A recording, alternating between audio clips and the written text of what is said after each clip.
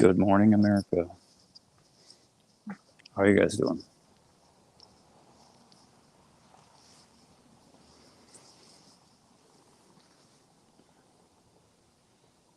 You guys eat well yesterday?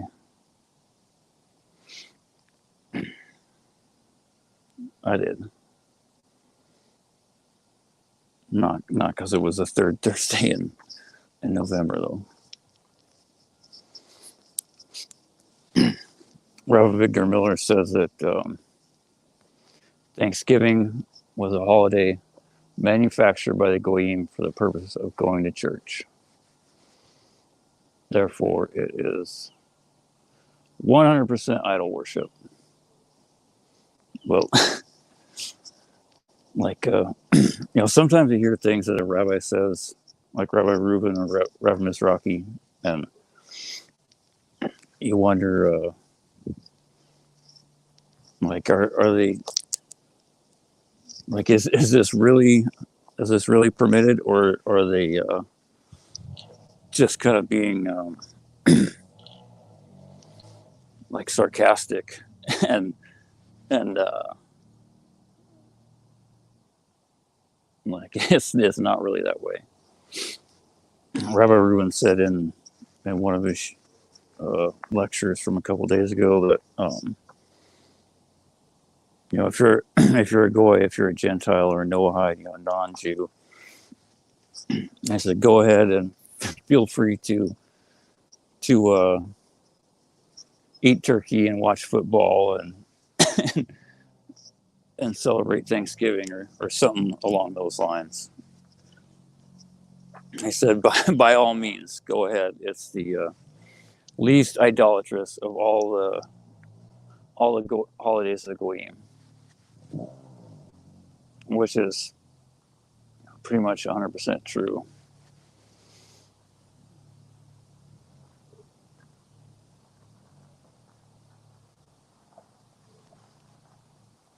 Still, idolatry is forbidden, and for everyone. So why would you want to celebrate it? Not to mention the fact when you understand what idolatry is, it's not just like a little bronze statue or wearing a cross around your neck. It's taking a knee.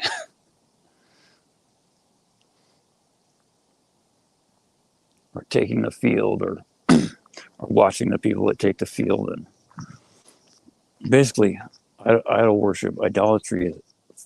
The sages call it avodah zarah, foreign service or foreign worship.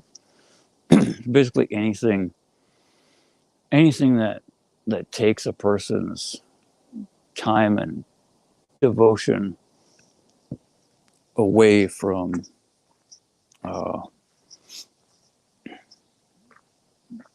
God. Like, there are certain things a person needs to do to survive in the world.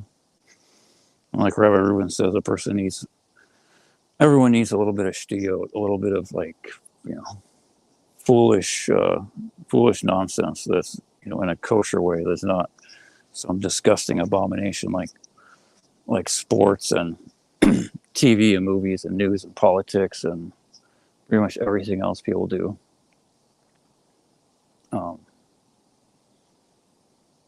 People need something, but that's like not supposed to take up all your free time.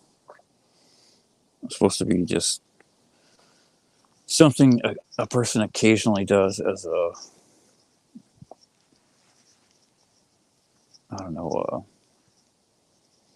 just some kind of outlet to not some time and thing that they isn't taking the world so seriously for a few moments.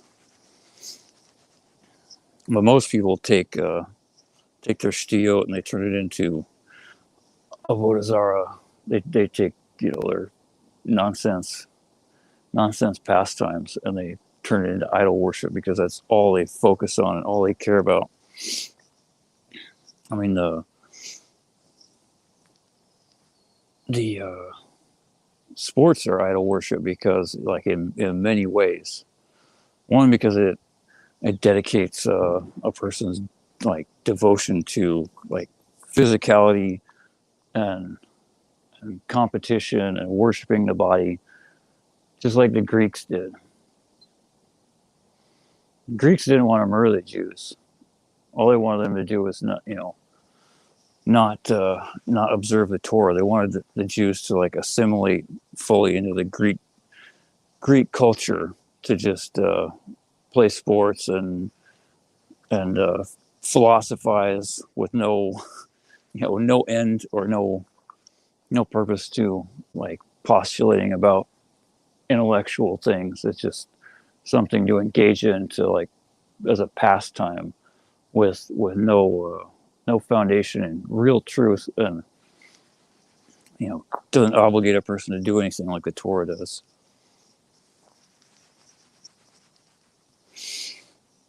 And the sports are absolutely horrible, especially today, because it's not just like the nonsense of taking something that's like used to be exercise to the point of like arrogant competition and pride and ego, and worshiping physicality and like the strength of my hand, from the person's perspective that thinks about those things. But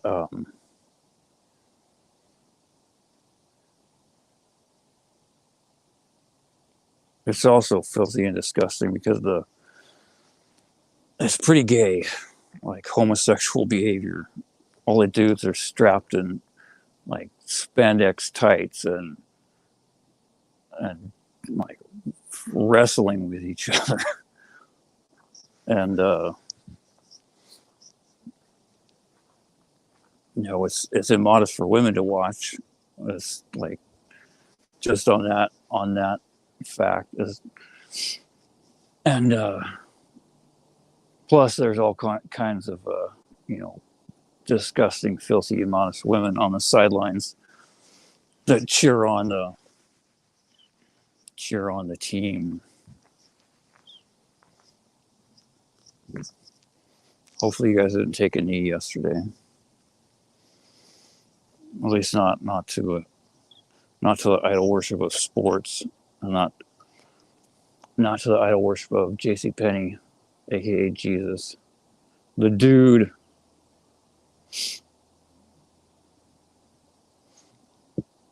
I know the chance is unlikely that there's going to be some new person that hears this, but just in case that is that happens. If you believe in the New Testament and you think Jesus is more than just a dude, and you want, if you the most important thing, if you want to know the truth and you want to follow the truth and find what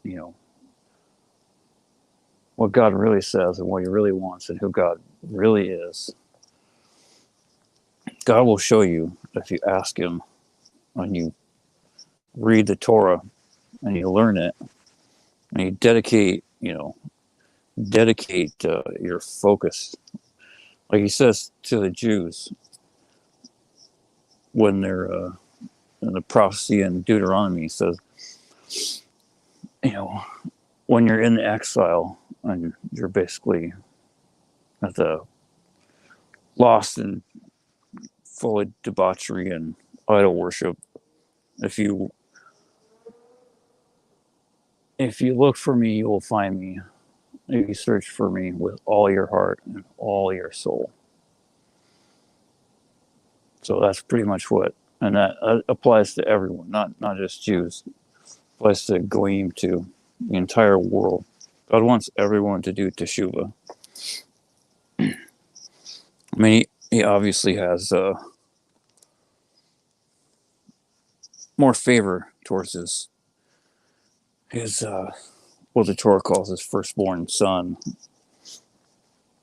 His nation, Jews, the nation of Israel. But he also wants the Goyim to do Teshuvah,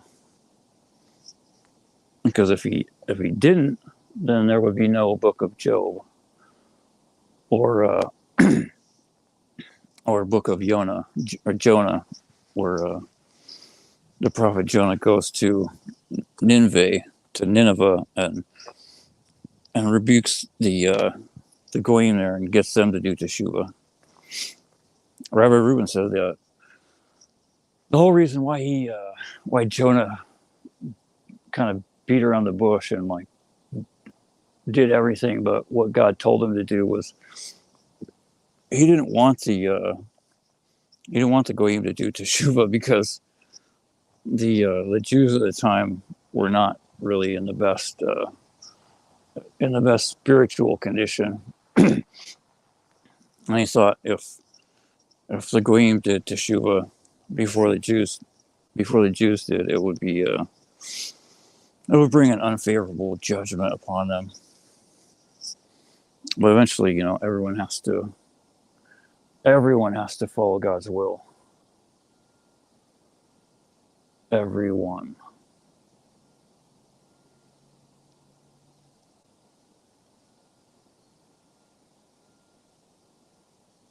The key first step is knowing that there is a God in the world, or out. There's a God everywhere. There's one creator of everything. And he wrote an instruction manual that is called the Torah.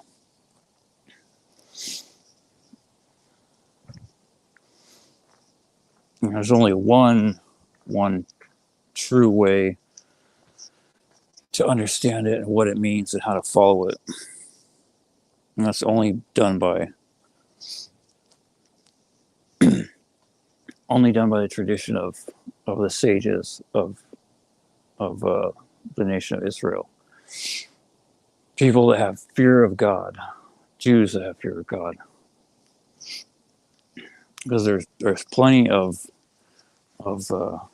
unfortunately plenty of Jews that don't have fear of God, that teach a lot of stuff that is Torah or is not Torah at all, but they don't have fear of God, and so it's not, like the sages say, their Torah is not from heaven. Then there's, unfortunately, even more wicked Goyim that do the same thing, like all the Muslims and all the Christians.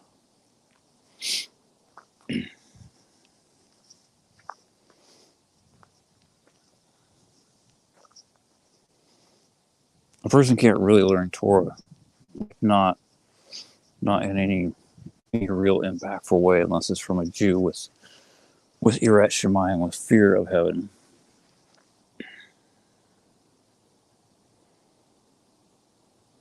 Oh, I'm just a goy, so you're not going to get that here. This is just like a crazy guy standing on the edge of the freeway trying to get you to take the next exit to save you from going to hell.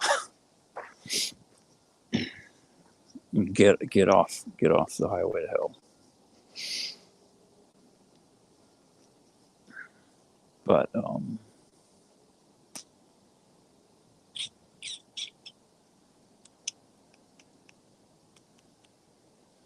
yeah. You guys like sweet potatoes? I made some sweet potatoes yesterday. They were pretty good.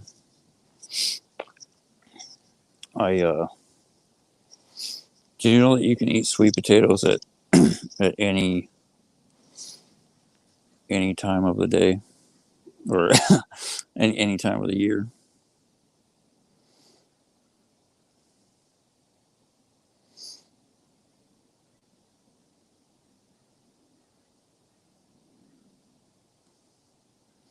Thank you for the reminder. I need to.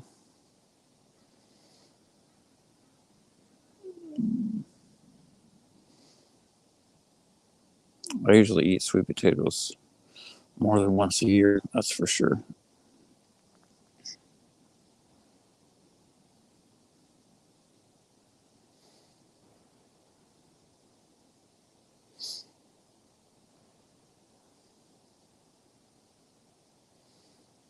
Especially since I grew some this year and last year. Um, what is going on here? Okay. Um, this week's this week's Torah portion is just amazing. Not that they all aren't, but I'm gonna post the weekly reading Genesis 25:19 to 28:9. And like I've mentioned numerous times, try to read with a decent translation and always always go to the commentary by Rashi, or or at least a commentary of some Jewish sage, not a you can't learn Torah from Esav. You can't learn Torah from Ishmael. You can't learn it from a Christian or a Muslim. They certainly have parts of the truth, but you know, you're gonna go swimming in the sewer trying to get a drink of clean water, or you're gonna go to the fountain of living waters.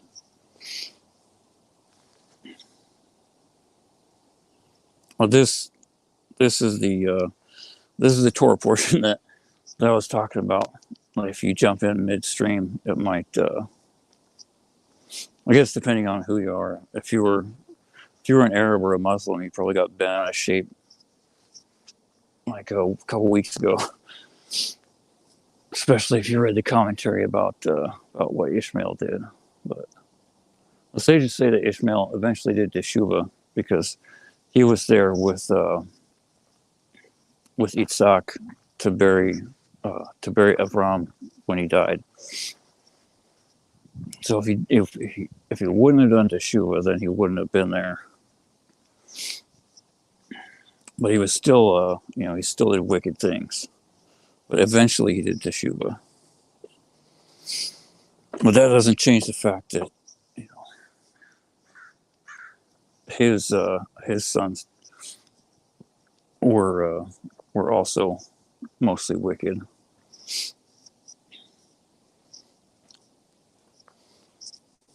Genesis 25:19, and these are the generations of Yitzhak, Abraham's son. Abraham begot Yitzhak, and Yitzhak was 40 years old when he took Rivkah to wife, the daughter of Betuel, the Aramean of Padan Aram, the sister to Lavan, the Aramean. This week's Torah portion has many, many lessons. First and most importantly, it doesn't matter who your dad was, or where you grew up, or where you were born. All that matters is what your actions are. Whether your dad was, a big rabbi, or a righteous goy, or he was the most wicked Erev Rav, like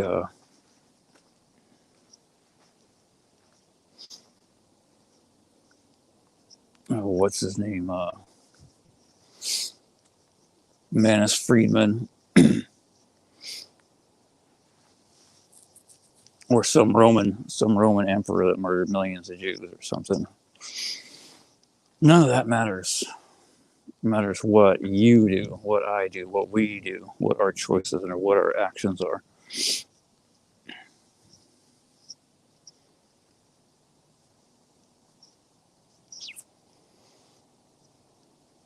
Like Lavan was Rebecca's brother.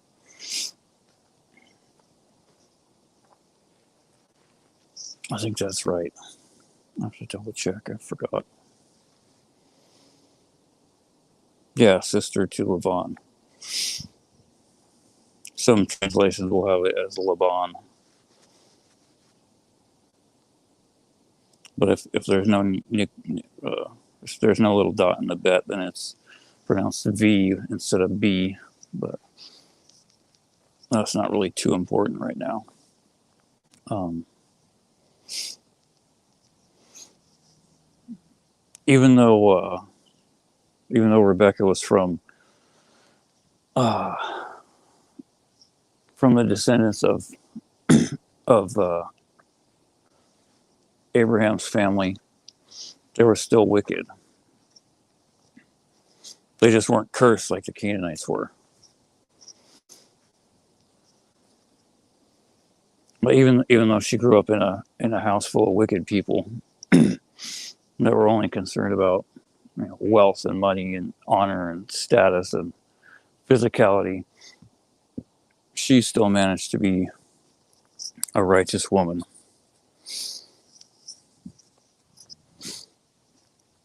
And just like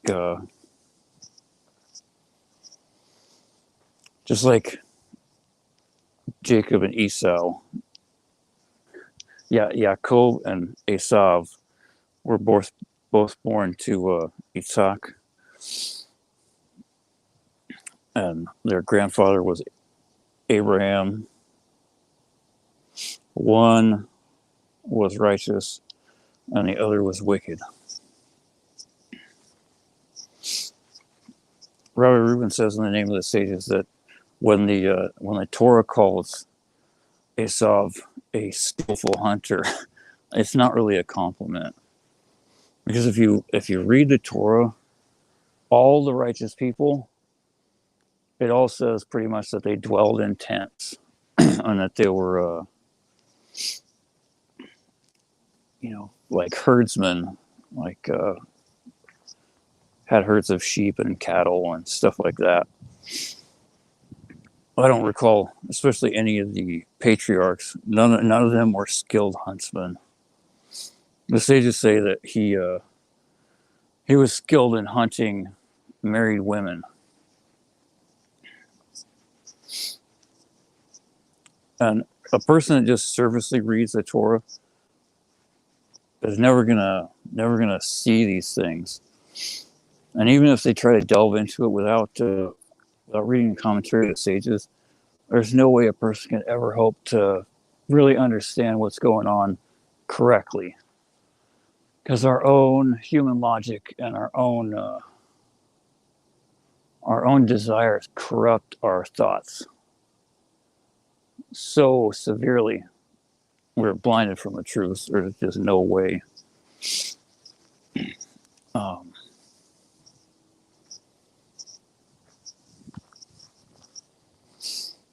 No way at all.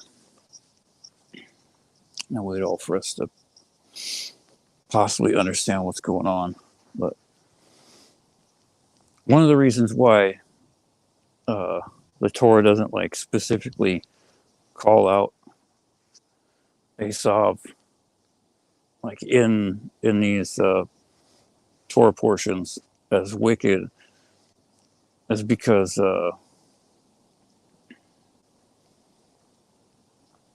one reason I heard is that the Torah tries to speak as much about the good things a person does. Like, it says that Esau respected his father, but he only respected his father in so much as that he could deceive him to like hide his wicked behavior. Like I say, he asked about how much to tithe on salt and straw when there's no tithes for salt or straw, because it's not a food product. It's like it's salt and it's like animal feed at best.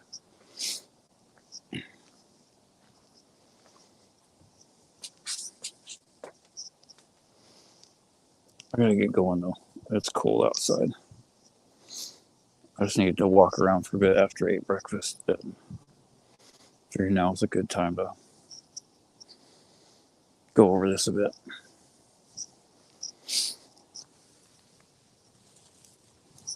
Hopefully these help someone besides myself.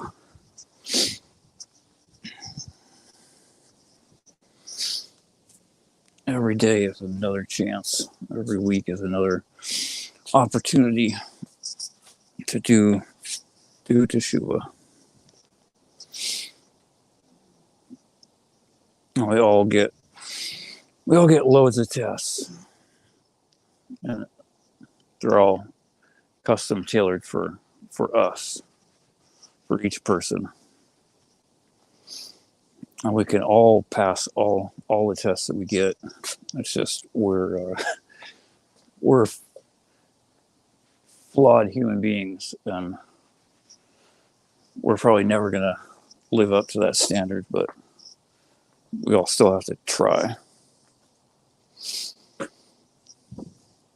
to admit where we failed, and do teshuva, and then see where we succeeded. Try to shore up our strengths and reinforce them, and try to identify what our weak points are, and use our strengths to reinforce our weak points. With God's help, we will do and we will hear. Talk to you guys soon.